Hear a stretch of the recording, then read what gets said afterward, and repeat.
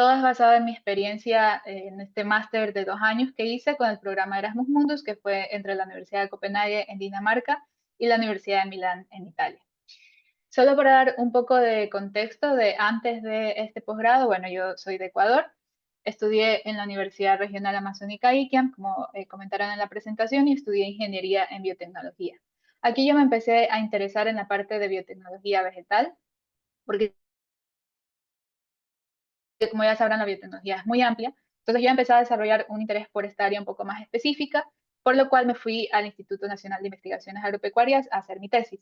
Allí hice este proyecto en micropropagación de vanilla dorata. Vanilla dorata es una especie autóctona de vainilla que tenemos en nuestra Amazonía ecuatoriana.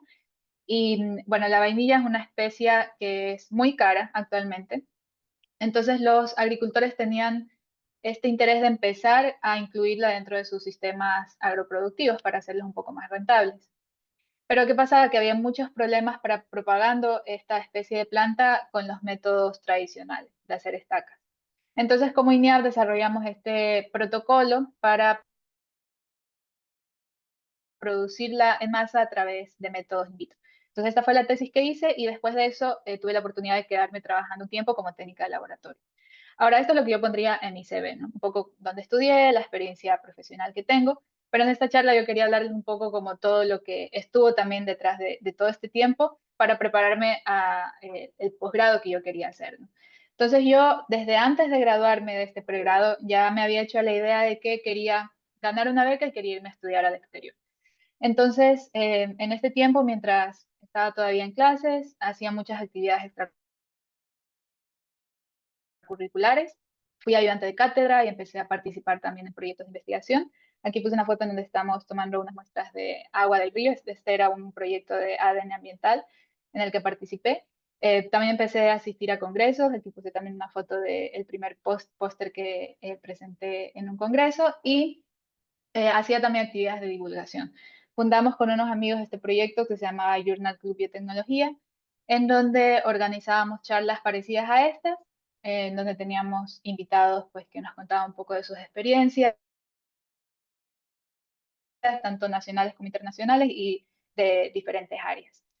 Entonces, eso fue antes de graduarme y ya después de eso, cuando ya estaba trabajando como técnica de laboratorio, también al regresar del trabajo, yo llegaba a sentarme otra vez en la compu a practicar inglés. No tomé ningún curso en ese tiempo, pero sí me puse como ese no negociable de practicar inglés al menos 1 hora al día. Entonces me había unido como a un club de conversación online en donde nos reuníamos periódicamente o yo también practicaba como con ejercicios en YouTube, etcétera. Y a eso llegaba pues después del trabajo, también a mejorar mi perfil con diferentes cursos. Por ejemplo, yo sentía que me hacía falta un poco de la parte de estadística, un poco de la parte de programación y también de esta parte vegetal que yo sabía que quería seguir estudiando. Entonces hice varios cursos en Coursera y otras plataformas, así como también la preparación de documentos, ¿no? Que yo decía, bueno, quiero esta beca, pero entonces tienes que investigar sobre las diferentes opciones que hay y luego empezar a preparar los requisitos específicos que te piden. Entonces, a lo que quiero llegar aquí es que ese tiempo sí fue muy retador porque requiere mucha disciplina y esfuerzo, de saber que además de lo que tienes que estudiar o de que llegas cansado al trabajo, pues son cosas adicionales que a veces uno no piensa, ¿no? Uno ve como la experiencia chévere de ganarse estas becas, pero sí requiere mucha disciplina y esfuerzo. Entonces, este fue como el primer aprendizaje que tuve antes siquiera de irme al posgrado. Y el siguiente aprendizaje que tuve relacionado a esto también fue aprender a lidiar con el rechazo. Y aquí lo que sí quiero dejar muy claro es que la beca a la que yo me fui no fue para nada la primera a la que apliqué. Yo en ese tiempo estaba aplicando a muchas oportunidades, a ponerme allá afuera con esa vulnerabilidad, ¿no? De escribir una carta de motivación por primera vez. En algunas de estos programas me pedían hacer un video o bueno, te piden diferentes requisitos. Y claro, uno le pone muchísima energía y luego uno recibe este tipo de correos. Aquí puse 4 que me llegaron en ese tiempo, pero en verdad, si tuviera que poner todas, no me entraría en la pantalla. Eh, la primera es de un programa corto de innovación que en ese tiempo estaba explorando un poco para irme a Israel. El segundo es sobre la cumbre Alba ITEX. Probablemente muchos de ustedes habrán escuchado. Alba esta organización que se encarga de difundir la biotecnología en América Latina. Y bueno, ellos hacen diferentes eventos de capacitación, etcétera. Y yo en ese tiempo había aplicado a esta cumbre que al final no salí seleccionada. Después también puse, este era un como trabajo de medio tiempo que apliqué, esto fue antes de irme a Línea, en donde yo había estado en este programa de liderazgo femenino, fue muy chévere, nos ponía en contacto con mentoras en STEM y nos ayudaban en estos temas de preparar nuestro CV, nuestra carta de motivación. Entonces me gustó mucho el programa y luego ellos abrieron, tuvieron una apertura para contratar a un asistente de medio tiempo y postulé, llegué como, hicieron un ciclo de entrevistas, llegué a la segunda entrevista, al final no salí seleccionada. Y bueno, el cuarto es de otro máster al que también había aplicado. Entonces yo después de estas experiencias, no les voy a decir que no llegué a pensar, a ver, pero si estoy aplicando a cosas pequeñas, a cursos cortos, a un trabajo como asistente de medio tiempo y no estoy saliendo seleccionada, ¿cómo quiero salir seleccionada para una beca que es mucho más competitiva, de mucho más tiempo? Y para mí era importante mostrarles esto y decirles que si están pasando por algo parecido, no se dejen llevar por esos pensamientos, porque cuando recibimos estos rechazos puede ser que aún tengamos ciertos vacíos en nuestro perfil, entonces todavía tengamos que trabajarle un poquito más ahí, o que de pronto sean oportunidades para las que ya estamos listos, pero en ese momento no nos tocaba aún hacerlo. Entonces, por ejemplo, en el caso de Alba Tech, ahora estoy participando con ellos en el programa de bioliderazgo permanente que tienen, entonces al final en el 2021 no me tocaba ser parte de la organización, pero ahora en el 2025 ya se cerró un poco ese ciclo. Así que ese, bueno, es como otro reto y otro aprendizaje que les quería compartir de antes inclusive de darme esta oportunidad, que es mantener la confianza en ustedes mismos y seguir intentando, porque si uno se bajonea y no sigue intentando, entonces nunca te van a llegar estas oportunidades. Y en mi caso, como lo seguí intentando y después de todos estos no, seguí buscando oportunidades, me llegó al final el tan esperado sí. Y yo fui aceptada en este programa que se llama MERGE. Estos programas de Erasmus Mundus siempre tienen acrónimos, entonces mi caso era MERGE. El nombre largo es este Erasmus Mundus Joint Masters in Global Environment and Development. Entonces es un programa como en desarrollo y ambiente, cubre tanto la parte como más social, de sostenibilidad,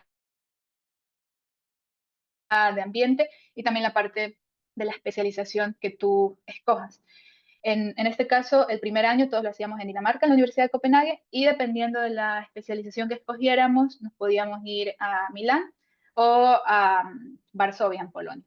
Entonces, en mi caso, yo escogí Milán porque mi especialización era en desarrollo agrícola. Entonces, yo estaba muy interesada en seguir en esta parte, como les decía, de biotecnología vegetal. Y bueno, eso un poco como para que tengan la idea, pues, del tipo de aprendizaje que uno tiene a nivel académico en este tipo de programas. Pero también para mí una de las cosas más importantes, más allá de las materias que vi, fue el aprendizaje aplicado que tuve durante este máster. Entonces, por ejemplo, el entender diferentes modos de estudiar, de dar exámenes, al final, cómo se estudia en otros países, cómo son los exámenes en otros lugares.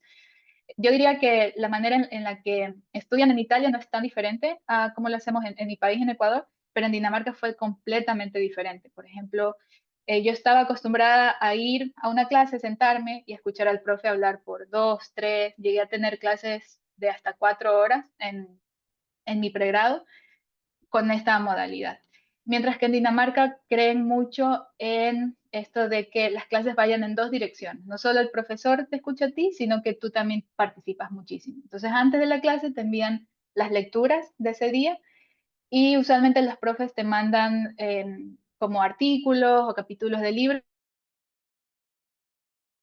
que tengan diferentes puntos de vista, ¿no? Que se vayan como contrastando entre sí y tú los tienes que leer y tienes que ir formando tu propio criterio. Y luego llegas y el profesor te dice un poco como, bueno, el criterio de él, pero tú también estás invitado a discutir, a alzar la mano en cualquier momento. El profesor te hace muchas preguntas sobre las lecturas que envió, entonces uno sí te lee, tiene que ir leyendo.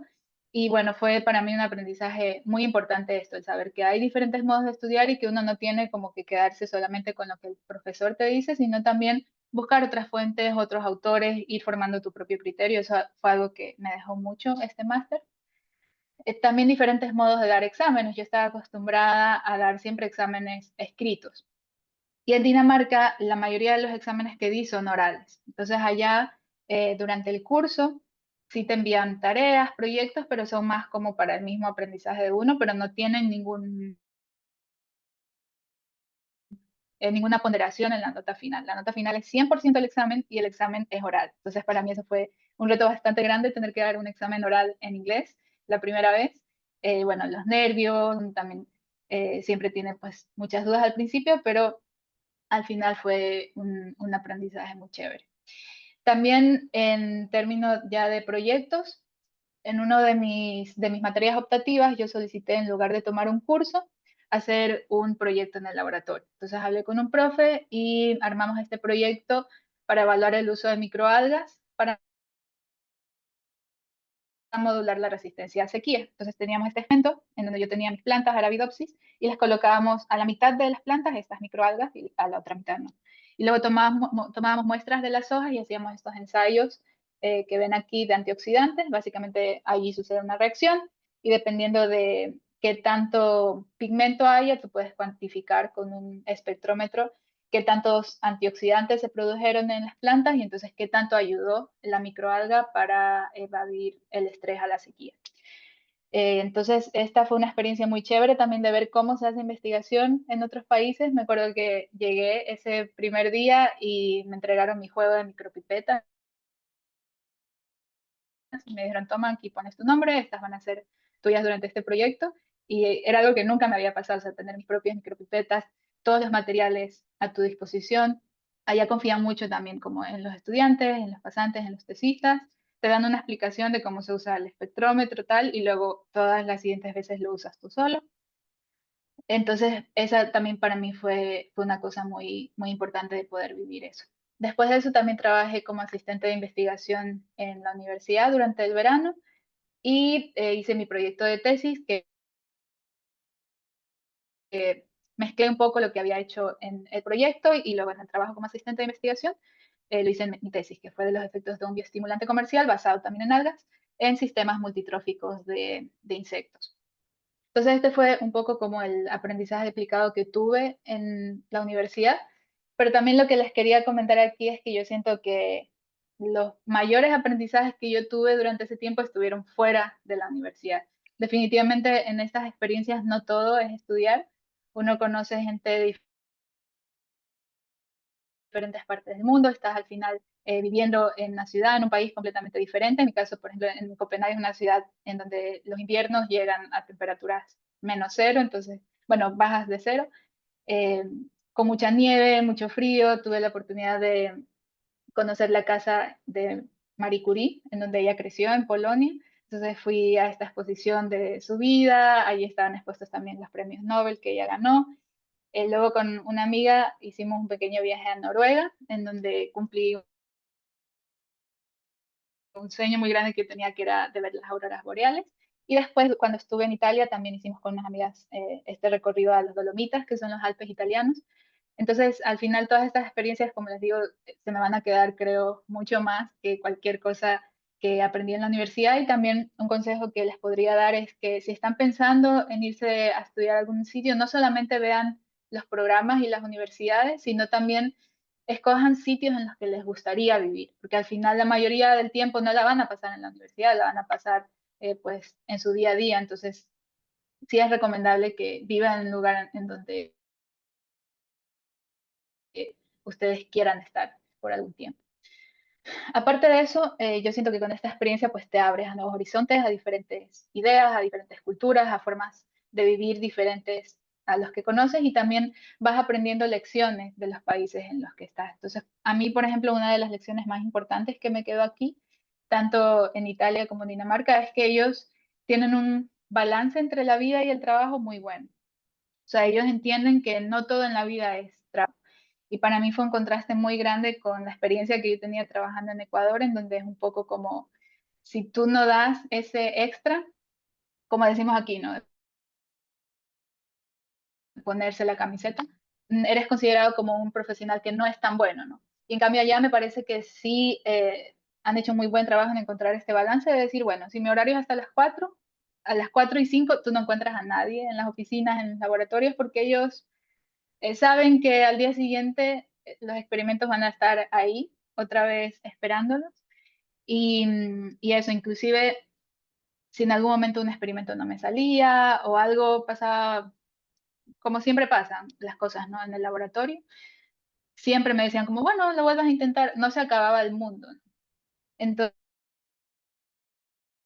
Entonces, ese fue un aprendizaje que me quedó a mí, de yo también aprender a poner límites y de hablar con mis supervisores, si es que me estaban asignando muchas cosas o yo veía que la cantidad de tiempo no era proporcional al trabajo que tenía que hacer, pues yo también aprendí a hablar con ellos, a conversar y decir, bueno, tenemos que de pronto plantear otras estrategias, priorizar los entregables o cambiar un poco la planificación.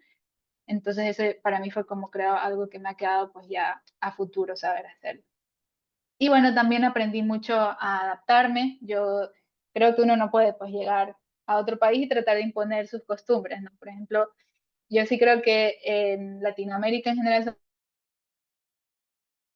somos un poco impuntuales. Hay mucho esto de decir, bueno, nos vemos a las 8 y luego a las 8:15 estás apenas saliendo de tu casa, pero si te llaman tú dices que ya está llegando. Esa es un poco la típica, pero allá yo me di cuenta de que con mi grupo de amigas si quedábamos a las 8 y eran las 7:50, ellas ya empezaban a decir al grupo, chicas, discúlpenme, voy a llegar 5 minutos tarde. Siempre avisaban y había mucho como ese respeto por el tiempo de los demás, entonces eso fue algo también que ya me quedó de aprendizaje para toda la vida.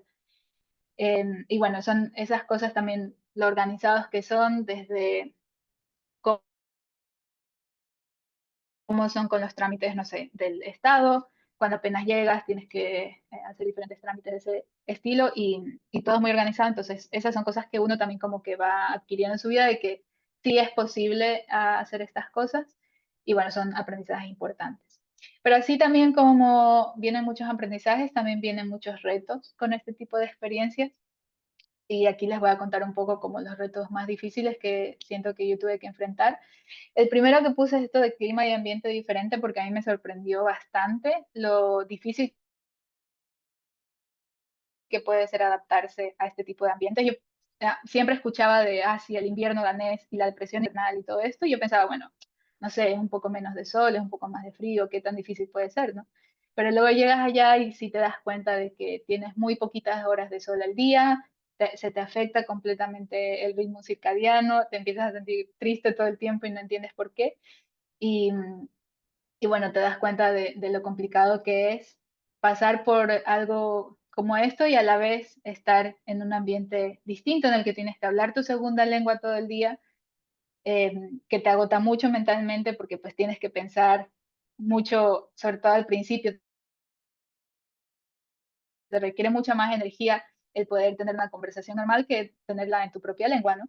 A la vez estás extrañando a tu familia, a tu país. Para mí la Navidad, la primera Navidad fue muy dura, porque, bueno, en ese tiempo estaba en Dinamarca, en este invierno súper duro que les comento.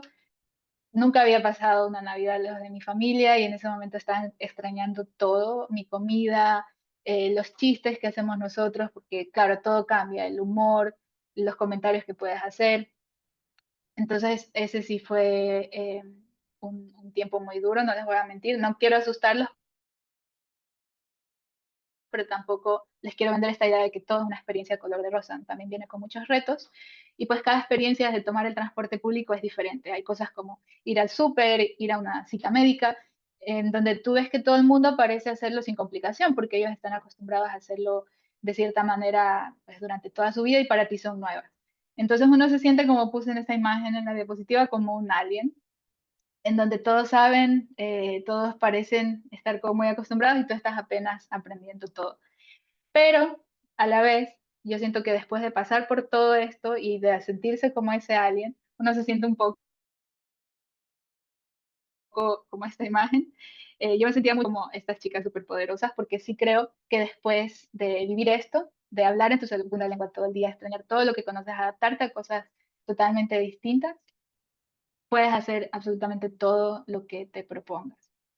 Entonces, al final, la conclusión a la que quiero llegar es que si me preguntan si esta fue una de las experiencias más enriquecedoras que he tenido, diría que sí, que completamente. Si fue fácil, no, no fue fácil para nada y sí vienen muchos retos a diferentes niveles, pero que sí lo recomendaría completamente. Creo que inclusive estos retos y estas cosas difíciles, pues a uno le traen muchos aprendizajes y muchas cosas buenas a la larga.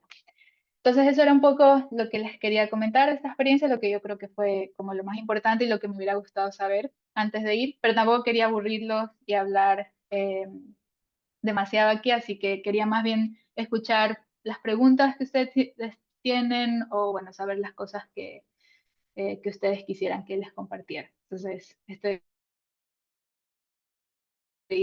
abierta a cualquier pregunta. Ya. Entonces, a ver, puedo empezar leyéndote algunas preguntas que hay en el chat. Igual, chicos, si alguien más quiere dejar su pregunta, pues la pueden escribir. Primero pregunta Carolina.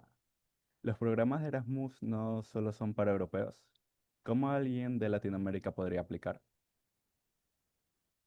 Sí, no, los programas Erasmus Mundus no son solo para europeos, están abiertos para estudiantes de todo el mundo. Yo tenía compañeros de América, de África, de Asia, de todos los continentes. Lo que sí es que todos son en Europa. Entonces, son consorcios de universidades europeas en donde estudiantes de todo el mundo viajan a estudiar allá, pero puede ser del origen eh, del origen del que tú seas. Ya. A ver, otra dice, para aplicar una maestría, ¿es necesario tener una tesis en licenciatura? No, la verdad, varios de mis compañeros no tenían porque, sobre todo en Europa, hay muchos pregrados que son, la mayoría de pregrados son de 3 años. Entonces, todos mis compañeros que eran europeos, ellos no habían hecho tesis. Así que sí, no necesitas eso. Ah, ahí me gustaría meter un poco la cuchara porque no sé si la persona que preguntó es de Costa Rica, pero en Costa Rica nosotros tenemos un grado extra entre maestría y bachillerato que se llama también licenciatura. Entonces a mí también me gustaría compartir que para hacer un Erasmus o una maestría no necesariamente hay que hacer una licenciatura TICA. Entonces puedes terminar tu bachillerato, como aquí lo conocemos, tu pregrado, y vos puedes tener la oportunidad de pasar directamente a maestría sin tener que pasar por un grado de licenciatura a cómo funciona en Costa Rica. Entonces, les cuento eso desde mi experiencia costarricense, porque sé que en México, por ejemplo, cuando dicen licenciatura se refieren a todo, y aquí funciona un poquito diferente. Entonces, quería resaltar eso. Muchas gracias. Sí, es el bachillerato, lo que le conocen como bachelor's en inglés. Igual, ellos siempre te dicen como bachelor's o equivalente. Entonces, cualquier pregunta que también tengan como de su caso específico, de su país o de su programa, siempre son bienvenidos a mandar un correo al programa específico al que están aplicando y ellos les deberían confirmar si es que con la preparación específica que han tenido pueden aplicar o no. Listo. Gracias por tu respuesta y por darla tan, tan desarrollada. Ya. A ver, Diego pregunta, ¿cuál es el costo de vida mensual en Copenhague? Bueno, Copenhague, que es la capital de Dinamarca, sí es una ciudad muy cara y de acuerdo a eso te van ajustando la beca. Entonces, por ejemplo, con las becas Erasmus, puedes tener una manutención mensual desde 1.100, me parece que es, euros, hasta 1.400. Entonces, en el caso de este programa, como teníamos que vivir en Copenhague y también en Milán, que también es una ciudad muy cara, nosotros teníamos el límite de 1.400 euros mensuales. Y con esa cantidad de dinero, pues a todos nos alcanzaba bien para vivir. Como estudiante, pues en tu cuarto, en algún dormitorio que hay estos dormitorios para estudiantes y un poco yo siempre me cocinaba, como manejando tus gastos, sí te alcanza con esa cantidad. Otra preguntita que tenemos es si primero aplicas a la beca y luego a la universidad, o si sería al revés. Bueno, en el caso de Erasmus aplicas directamente al programa. Entonces, solo haces una aplicación y si es que eres aceptado y te ofrecen la beca, pues ya automáticamente estás aceptado también en la universidad. Contrario a lo que sucede con otras becas en donde son dos aplicaciones diferentes, con Erasmus es una sola. Lo que sí puede pasar es que tú apliques al programa y que te ofrezcan solamente la aceptación al programa y no te den la beca. Entonces, en ese caso, pues ya te tocaría de pronto aplicar con otro tipo de financiamiento. Pero si está esta opción de que te den la beca, ya no tengas que seguir con ningún proceso. Uy, por acá hay otra pregunta un poquito más personal. Preguntan si harías un PhD, si sientes que la academia es para ti. Sí, yo sí siento que la cama es para mí, pero también siento que hay como diferentes cosas que pueden ser para mí. O sea, me gusta, por ejemplo, la comunicación científica, me gusta mucho cómo hacer mis videos y tratar de explicar cosas que pueden sonar complejas en palabras fáciles o digeribles. Entonces, eso sería como otra cosa que me gustaría un poco como seguir explorando y persiguiendo. Así que en este punto en el que acabo como de terminar una etapa, porque apenas me gradué de este máster del que les estoy contando, estoy como explorando diferentes cosas. Sí me veo haciendo un PhD, pero también me veo haciendo otras cosas. Entonces ahora estoy como aplicando a distintas cosas y viendo qué me sale y de acuerdo a eso pues, veo qué haré en el futuro. Ya. Otra preguntita que nos deja Sofía. Dice, para postular el posgrado, ¿crees que los puntos claves serían la hoja de vida y la carta de comunicación? Para postular, ¿crees que los puntos claves? Sí, la carta de motivación para mí sí es uno de los puntos clave porque yo creo que estos comités de becas quieren estar seguros de que estés motivado porque al final para ellos sería una pérdida. Si es que te dan la beca, te empiezan como a pagar tu manutención mensual y a los 2 o 3 meses tú dices como, no, mira, me arrepentí, me voy a regresar a mi país y al final tomé la decisión equivocada. Para ellos sería una pérdida. Entonces sí creo que la carta de motivación para ellos debe ser clave. Y la hoja de vida, probablemente también el ver que has hecho este tipo de actividades extracurriculares, que eres una persona que de verdad estás motivada por eso que dices que quieres estudiar, porque después de las clases o después de las actividades que estabas haciendo, hacías estas actividades extracurriculares. Sí, creería que esas dos cosas son súper, súper importantes. Y bueno, para no saltarnos del tema, ¿qué recomiendas para aplicar a la beca de Erasmus? Bueno, también otra cosa que recomiendo aquí que me parece muy importante es el inglés. Todos estos programas Erasmus son en idioma inglés, independientemente del país en el que vayas. Por ejemplo, yo, en Dinamarca se habla danés y en Italia se habla italiano, pero yo nunca estudié, o sea, mis clases nunca fueron en estos idiomas, siempre son en inglés. Entonces, para ellos sí es importante que tú puedas demostrar que tienes el nivel de inglés para poder entender las clases y para poder desarrollar tus estudios de forma normal. Entonces, usualmente te piden los exámenes estandarizados, te piden ya sea TOEFL, IELTS, algunos creo que aceptan el Cambridge también.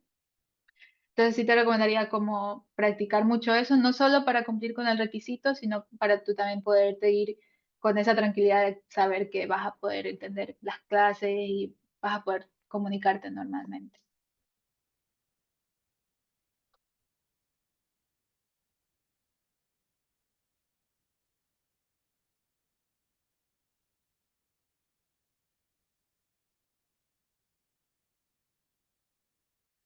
Sí, mi audio está No, fallando porque pero no. creo que más bien perdimos a Chris. Chris, ¿nos escuchas? Sí, ya estoy, disculpe. Bien, bien, bien. Ya, a ver, continuamos. Por acá nos preguntan acerca del currículum, ¿cuáles crees que serían las características principales para que lo acepten o para llamar un poquito más la atención, para que sea interesante? Bueno, eso diría que depende mucho de el programa al que estés aplicando. Entonces, sí es importante que tú tengas un perfil que se acople mucho al programa. Entonces, lo que te recomendaría es que mires el programa al que estás aplicando. Por ejemplo, el mío tenía esto de la parte vegetal, que yo sentía que no había recibido tanto en mi pregrado, porque como les decía, la biotecnología es muy amplia, uno recibe como diferentes temas y sentía que me faltaba esta parte vegetal. Entonces, para demostrar que mi perfil era acorde a lo que ellos buscaban en el programa, fui haciendo estos cursos extras que les contaba para tener eso también en mi currículum. Ese sería uno, y también las actividades extracurriculares. O sea, no solamente como, si es que tienen la oportunidad, además de lo de los cursos que les contaba, también tener proyectos, o sea, tener esta experiencia ya práctica, en caso de tecnología vegetal, digamos, el haber tenido participación en un proyecto de investigación relacionado a este tema, yo creo que también te da como un plus de saber, bueno, esta persona ya tiene un poco de experiencia en esto, entonces podemos estar un poco seguros de que sí está motivado y que sí le gusta esto, entonces entonces no nos va a dejar la beca ahí como a la mitad, como les contaba. Yo creo que esas serían dos cosas importantes, como aprendizaje extra, concursos y tal, y también un poco de experiencia si es que tienen oportunidad, sobre todo si todavía son estudiantes y pueden hablar con un profe, de pronto que les interese los tipos de proyectos que tienen, poderse involucrar por ahí, sí creo que ayuda bastante. Sí, yo creo que eso es algo en lo que, bueno, todos los ponentes están de acuerdo y especialmente en pregrado, tratar de vivir la mayor cantidad de experiencias que puedan para ver exactamente qué les puede estar gustando. Por acá, volviendo a las preguntas un poquito ya más personales, nos preguntan si piensas quedarte a vivir allá o regresarías a Ecuador, aunque creo que ahorita estás en Ecuador, ¿no? Sí, sí, sí, ahora estoy en Ecuador. La verdad, yo sí extrañaba muchísimo mi país, extrañaba mucho a mi familia. Entonces, ahora, como les digo, estoy como en este periodo de paso de una etapa a la otra y sí necesitaba venirme acá. Entonces, ahora estoy aquí, estoy descansando un poco y viendo, como les decía, qué viene después, ¿no? Y estoy como abierta a diferentes opciones. No tengo como una idea específica de tengo que hacer esto o tengo que estar en tal lugar específico. Estoy como explorando diferentes cosas. Ok, qué chévere saber que aún, digamos, como que ya haciendo tantas cosas, todavía tienes como que esa libertad. Sí, eso siempre, chicos. Creo que si uno como que se enfrasca mucho en tiene que ser por aquí, es muy complicado, porque a veces pues hay muchas cosas de las que no tenemos control, ¿no? Entonces sí trato como de estar abierta pues a lo que se nos tenga. Exacto. Ahora, otra. En tu perspectiva, en cuanto a sueldos, ¿cómo es la diferencia entre academia e industria? Bueno, lo que yo siempre he escuchado, porque no tuve la experiencia allá en Europa como en la parte de industria, allá solamente estuve trabajando en la parte de academia, pero siempre escuché allá que son muchísimo mejor los sueldos en la parte de industria. Porque bueno, en la academia siempre hay, yo creo, esta desventaja de que dependes un poco de los financiamientos de tu proyecto, eh, como que hay un poco de inestabilidad ahí en ese sentido. Aún así, yo creo que lo que tienes que ver es lo que te guste más, porque, bueno, yo en la parte de industria, por ejemplo, no me veo tanto, así que siento que sería algo que, aunque tenga un mejor sueldo allí, si es que tengo que hacer todos los días algo que pues no me llena o no me gustaría tanto, no tiene mucho sentido. Entonces, sí, creo que la respuesta general es que en la industria te pagan mejor, pero al final depende de qué es lo que te gusta más. Por acá otra un poquito también relacionada con el tema de academia o industria. Preguntan si es posible entrar a esos mundos como estudiante internacional. Sí, sí, yo creo que es totalmente posible. Hay que, eh, sobre todo, un poco salirse de la zona de confort y tocar muchas puertas. Yo me di cuenta también de que allá la mayoría de trabajos no se consiguen como con estas ofertas que tú puedes ver abiertas, no sé, en LinkedIn o en general, en donde puedes aplicar, sino que la gente escribe mucho estos correos en donde le escribes, por ejemplo, al profesor que te impartió una materia que te gustó, preguntando pues si tiene como un programa de doctorado disponible o ir un poco como haciendo tu propia red e ir preguntando como a personas conocidas y tal. Un poco así se maneja más como la parte de contrataciones. Y sí diría que el de dónde vienes no influye tanto. Sí, yo creo que eso es algo que al menos aquí en Latinoamérica se suele pasar por alto. Como que tratan de buscarse como que, digamos, por ejemplo, en LinkedIn o como que ya la oferta establecida, más que tratar de generarla. Ujú. Sí, Ya. sí, sí, sí, es súper importante empezar a abrirse a eso. Es salirse de la zona de confort porque no estamos tan acostumbrados, pero toca hacerlo. Sí. Por acá nos dice Alison, ¿cómo recomendarías manejar el tema de la soledad siendo extranjero o extranjera? Em, bueno. Por una parte, siento que somos muy afortunados ahora de tener el internet y yo sí soy muy apegada a mi familia, entonces yo llamaba a mi mami todos los días, entonces creo que por ese lado nunca me sentí sola porque ella siempre estaba, ¿no? Aparte, a pesar de que no estábamos físicamente, siempre tenía sus consejos, ella siempre me escuchaba y todo, a pesar de estar en diferentes países, entonces yo creo que somos muy afortunados ahora, no sé cómo lo hacían las personas antes de que existiera el internet, para ellos sí debió ser durísimo. Aún así, sé que también uno necesita pues irse... eh, haciendo amistades y todo en el país en donde uno está. Y también creo que como estudiante es un poco más fácil porque al final es distinto si te vas a un trabajo y las personas creo que ya están un poco en otra etapa de su vida, tienen sus familias, entonces no están tan abiertos como a hacer estas conexiones. Pero como estudiante, todos son jóvenes, muchos son internacionales también, entonces todos están como abiertos a establecer estas relaciones. Entonces, sí creo que es un poquito más fácil cuando nos vamos a estudiar afuera y no a trabajar, hacer estas conexiones e ir haciendo amigos desde el principio. Las mismas universidades organizan eventos como para que te vayas conociendo con ellos.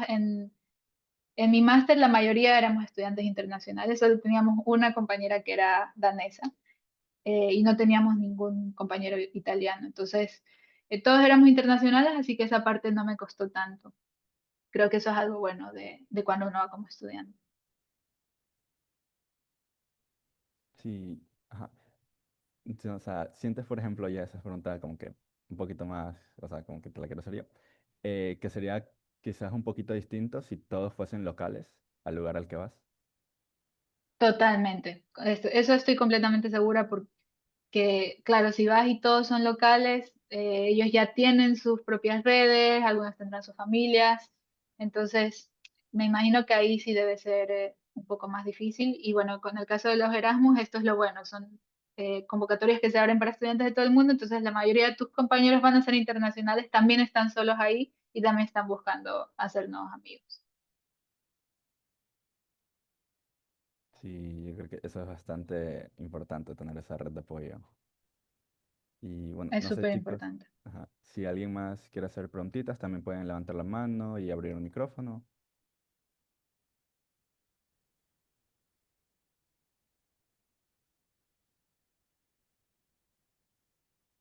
Creo que veo otra en el chat también de Addison. Ah, sí, ok. Ajá, en cuanto a las técnicas de laboratorio, porque bueno, sí, ajá, o sea, creo que tú nos puedes contar bastante sobre eso, cómo cambian los equipos, por ejemplo, el personal que te va a direccionar a la primera vez, pero, o sea, de ahí nos comentaste que todo en ese momento, una vez que te lo explican, lo comienzas a hacer tú. Entonces, pregunta, ¿todo lo haces tú sola o puedes seguir Sí, pidiendo o ayuda para sea, evitar? lo, o- ujú. Sí, me refería a que lo puedes hacer tú sola en el sentido de que te dan la confianza, o sea, te dicen como ya te lo explico una vez y luego, bueno, a mí me pasaba mucho en mi universidad de pregrado, cuando estaba haciendo mis prácticas, que siempre el técnico del laboratorio bueno, ellos te dicen, ¿no? Como este equipo cuesta más que tú. Entonces, están un poco como atrás tuyo, a pesar de que te lo explican una vez, pero luego la segunda de pronto están contigo atrás, viendo si sí lo estás usando bien, o siempre necesitábamos como esa supervisión. Entonces, sí me sorprendió como esta confianza que ya me dieron allá, en donde te enseñan y luego te dan, no sé, como las llaves o lo que necesites para acceder tú mismo y hacerlo. Eso no significa que no puedes hacer preguntas y sí me parece súper importante. Yo siempre, si tenía que preguntar dos, tres veces, lo hacía porque sabía pues, que podía ser problemático si no me acordaba de algo y lo hacía mal, pues son equipos súper caros. Entonces, sí, todas las personas fueron siempre muy abiertas y muy amables de responder todas las preguntas y ellos apreciaban eso, o sea, que si uno no estaba seguro, pues volviera a preguntar, prefieren eso, así que por ese lado no hay ningún problema, te dan como esa confianza y esa independencia, pero también la apertura de hacer todas las preguntas que tú quieras si lo necesitas. Ya. Sofía, ¿puedes abrir tu micrófono para hacer tu pregunta? Hola, ¿qué tal? ¿Cómo estás, Génesis? Muy inspiradora tu historia. Muchas gracias por compartirla. Y bueno, mi pregunta es, en las últimas charlas he visto cómo muchas de las personas que han ido a hacer sus posgrados siguen en una línea un tanto más académica. Entonces, no sé, cuál crees que es la barrera para que vayamos más bien desde la academia a la industria y tal vez permanecer en trabajos en los países en los cuales realizamos nuestro posgrado? Bueno, yo creo que la parte de la academia, un poco como la ventaja, es que sí está muy abierto a profesionales internacionales. Entonces, por ejemplo, para un doctorado sí me he dado cuenta de que a pesar de que yo esté en Ecuador en este momento, puedo aplicar a un doctorado en Reino Unido, en Canadá, inclusive a esta misma beca del máster, pues todo lo hice desde Ecuador, ¿no? Y luego me fui allá. Cuando en la industria sí creo que es un poco más difícil hacerlo de esa forma remota. O sea, cuando yo estaba en este proceso como de, terminé el máster y estaba como que decidiendo qué hacía, si me regresaba, me quedaba allí por un tiempo. Mis amigas me decían, oye, pero mira, si es que tú quieres aplicar como a técnica de laboratorio, a un trabajo más de la parte de industria, sí tienes que estar acá, porque si te llaman a una entrevista o algo, sí es importante para ellos ver que estás aquí, que de verdad, pues, estás comprometida, ¿no? A estar disponible para ellos desde el día uno. Entonces sí me di cuenta que creo que por esa parte de industria, sí sería tal vez un poco más difícil, pues como extranjero, aplicar de manera remota. Pienso que por ahí tal vez es la cosa. Con la academia es un poco más abierto por esa parte. No sé si eso responde a tu pregunta. Sobre por qué tal vez uno se queda más en la academia, creo que eso es como más una preferencia personal. A mí la verdad me gusta mucho la academia y eso de hacerte preguntas y luego investigar por el simple hecho de investigar y de querer llegar a las respuestas y a generar conocimiento, mientras que en la industria es un poco más como producción. Bueno, mi experiencia que yo tuve en el INEAP fue un poco más como eso de producción, cantidad de plantas producidas, entonces siento que a mí personalmente pues me llena un poco más esa parte de la academia y la generación de conocimiento, pero debe ser como más una preferencia personal de cada quien. No, también agradecerle a Sofía ese comentario. También voy a meter la cuchara porque siento como que ahí también están mostrando interés en qué pasa también después si una persona va, por ejemplo, como Génesis a hacer un Erasmus y luego entra a la parte industria, ya sea de vuelta en su país o en el país donde hizo su maestría. Yo siento que podríamos hacer así un Simbado Talks volumen 2 en donde podríamos conseguir perfiles latinos que justamente hayan pasado por esa experiencia, que se hayan ido a hacer una maestría, un posgrado, un PhD, etcétera, y luego que hayan pasado a la parte industria. Entonces siento que está súper interesante eso. Muchas gracias, Sofía, por tu comentario. Sí, es verdad, sería súper interesante escuchar una historia así y ver un poco cómo lo hicieron. Muchas gracias, Génesis. Y solo lo último, una vez una Claro. persona que hizo su posgrado, si no me equivoco, en Reino Unido, me comentaba de que había una barrera entre contratar a locales versus a extranjeros, justamente en el sector de industria, empresa. Entonces, no sé si tal vez tú percibiste algo por ahí o que suene parecido en Dinamarca o en Italia. De la parte de industria, lo que pasa es que yo no apliqué tanto como a esa parte de industria, pero sí, lo que sí sentí es que ahora está súper complicado encontrar trabajo en Dinamarca, no solo como extranjero, sino que tengo amigas danesas también que llevan intentando meses y todavía no lo consiguen, entonces creo que ahora eh, sí es difícil allá, pero para todo el mundo, como tanto para extranjeros como para locales. Esa es un poco la experiencia. No apliqué tampoco a tantas cosas de la parte de industria. Yo más estoy aplicando como por la parte de academia. Y diría que en la parte de academia sí es más como van a valorar más la parte de tu currículum y que tengas las habilidades que necesitan para el estudiante de doctorado que están buscando o bueno, para el puesto específico, más que la nacionalidad que tengas. Listo, muchas gracias, Génesis. Claro. Perfecto. Justo con ese tema, para como que avanzar un poquito más, Nicole también había preguntado si conoces alguna experiencia donde se logró hacer ese traspaso de alguna persona que haya estado en el Erasmus, desde la academia a la industria. Eh, sí, personalmente no conozco a nadie, pero como comentaba Alonso, sería súper interesante como tener algún invitado que nos pueda contar un poco más de eso. Igual, chicos, por si acaso, había unas personitas que estaban entrando recién. pueden ir dejando preguntas si tienen. Ya. Bueno, yo te quería hacer alguna respecto a lo cultural. O sea, ¿qué habilidades que no sean, digamos, de la cultura aquí de Ecuador crees que adquiriste y cómo crees que las puedes aplicar ahora? Sí, creo que voy a dejar de compartir mi pantalla porque ya son más las preguntas. Em, Bueno, de las cosas culturales, como les decía, lo de la puntualidad sí es algo que siento que adquirí mucho más ahora y que ahora soy como mucho más seria y mucho más de respetar el tiempo de las personas y si es que de pronto me atrasé 5 minutos, siempre les aviso, ya no aplico esa de decirles no, no, ya voy llegando. Em, También hay mucho de respetar como el espacio personal de cada persona, por ejemplo, en los buses, nadie va como hablando por teléfono o con música o haciendo ruido. Sí me di cuenta de que todas las personas van muy en lo suyo. Si es que recibes una llamada es con audífonos.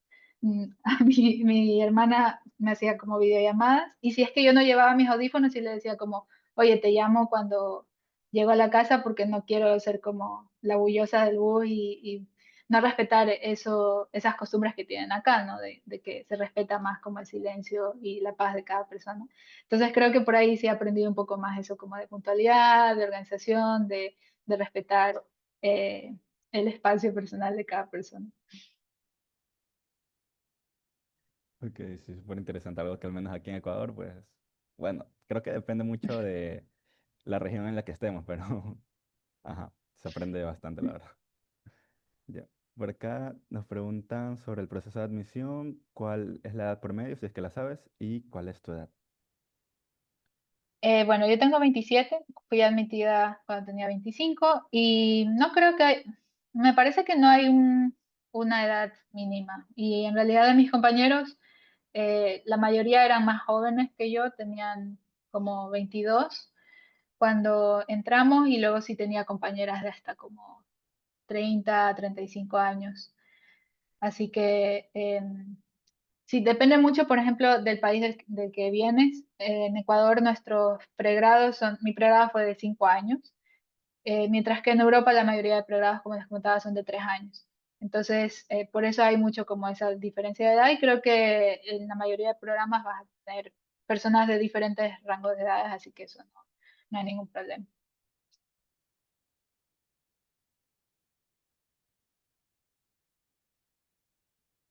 Ok, increíble, increíble. Por acá Juan nos pregunta. Bueno, Perdón. siento que no leíste esa parte de la pregunta de Ross, que dice que también además de la influencia de la edad, ¿cómo fue la parte del promedio en el proceso de admisión, tus notas, ya la parte de si te quedaste en un curso, si pasaste con 10 seguido todo, entonces qué tanta influencia directa hay en el promedio con respecto a los programas Erasmus? Siento que eso también es un tema importante. Sí, sí, ese es un tema importante. Yo siento que los Erasmus sí te ven las notas, pero no creo que sea la parte más decisiva. En mi caso, yo no es que fui la alumna perfecta, me quedé en una materia en el pregrado y luego mi promedio como general.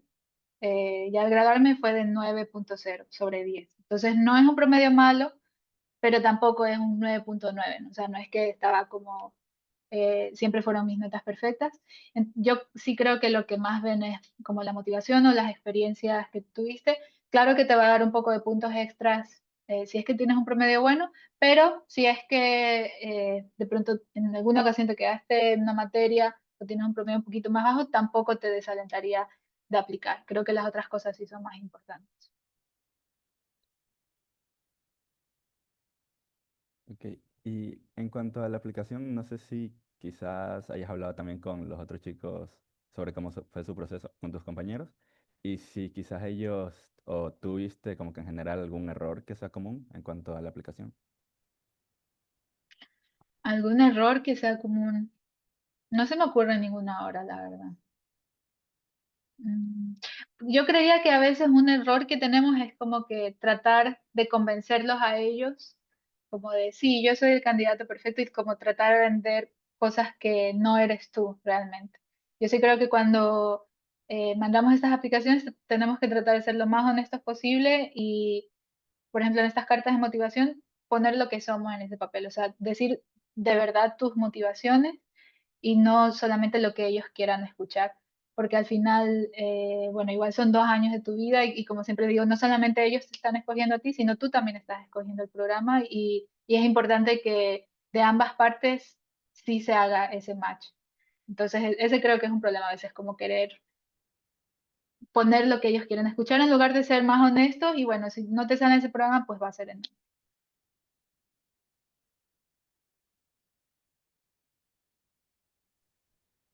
Súper. Yo creo que estaríamos ya con las horas, van a ser las 2, entonces igual como siempre hacemos, vamos a poner una foto, entonces les voy a regalar igual minuto y medio para que se peinen y prendan la cámara, por favor, para que por lo menos salgamos varias caritas y tomar la foto y que salgamos la mayoría. Muchas gracias por estar acá. Muchas gracias a Génesis, de verdad, por todo el aporte y el apoyo que nos dio hoy y ser tan transparente con su historia. Entonces, eso lo agradecemos muchísimo. Recordarles que mañana tenemos la última talk en la mañana y posteriormente a esa talk ya empiezan los workshops que son un poco más dinámicos y prácticos. Entonces van a estar también bien chivas para verles por ahí.